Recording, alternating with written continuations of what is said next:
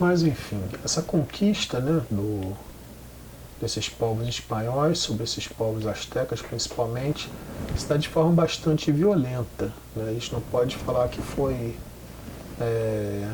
com alianças apenas, mas foi, como a gente viu, através da transmissão de doenças e essa ocupação, né? Eu acabei colocando a informação errada para vocês anteriormente, é 1519, eu falei 1517, é 1519 quando se dá essa ocupação do Cortés, nessa dominação de Tenochtitlan, essa expansão dos espanhóis para o território asteca, né?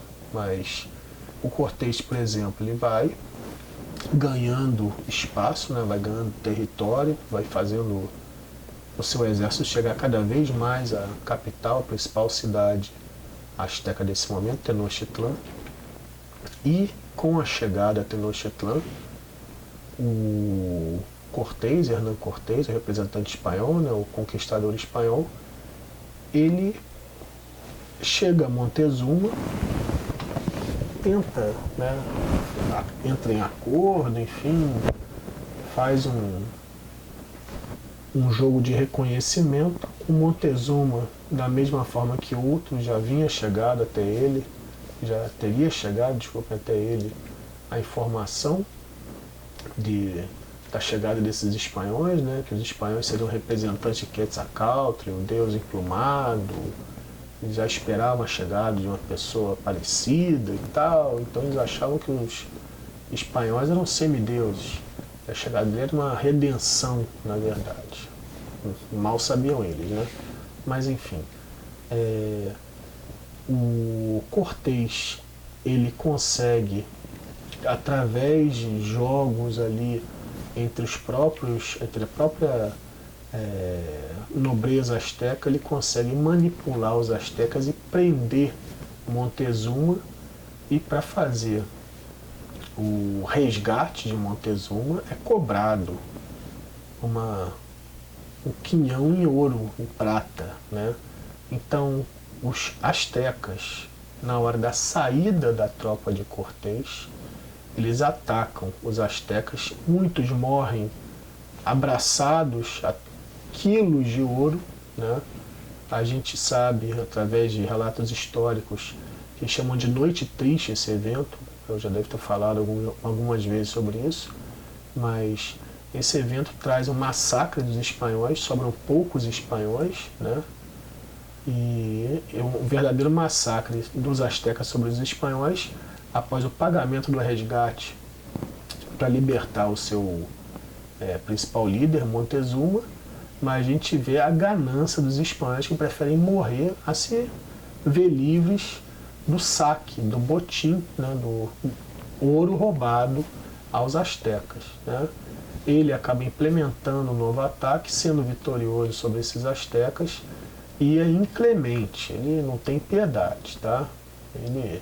Posteriormente, os espanhóis, para ser mais sincero, eles impingem uma colonização um pouco mais violenta até do que a colonização portuguesa, tá, gente?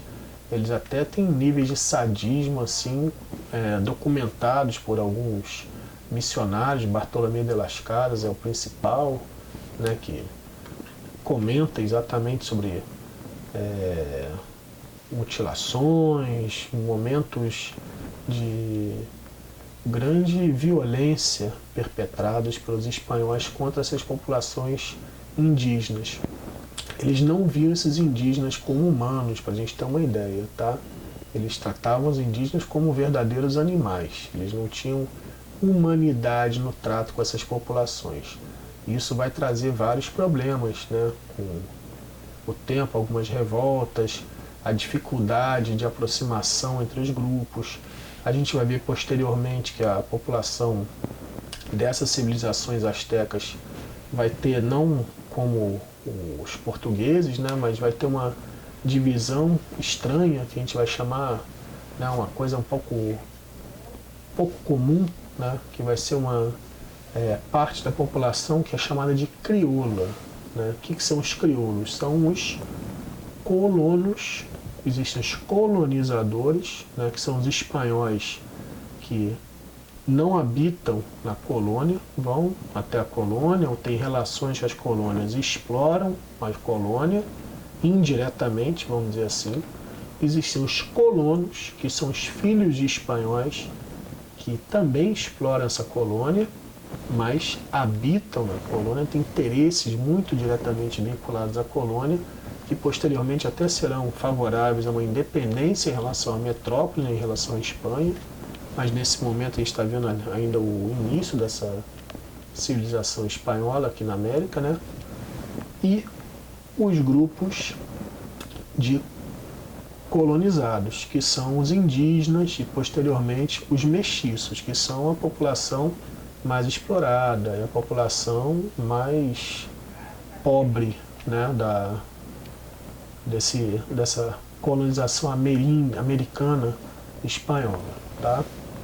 Então, os espanhóis, né, eles têm no caso de Portugal, a gente também, claro, tinha colono, colonizador, colonizado, havia escravidão, como no caso das colônias espanholas, não era muito comum a escravidão como nós conhecemos, principalmente a escravidão do escravo africano, vai ser adotada posteriormente no Caribe, mas não era muito comum na América Espanhola até o século XVII, né? Então a gente vê que tem características um pouco diferentes, mas a ideia era a mesma, eram colônias de exploração, tanto a colônia portuguesa, o Brasil, quanto a colônia espanhola, as colônias espanholas, Vice-Reino de Granada, Nova Granada, né?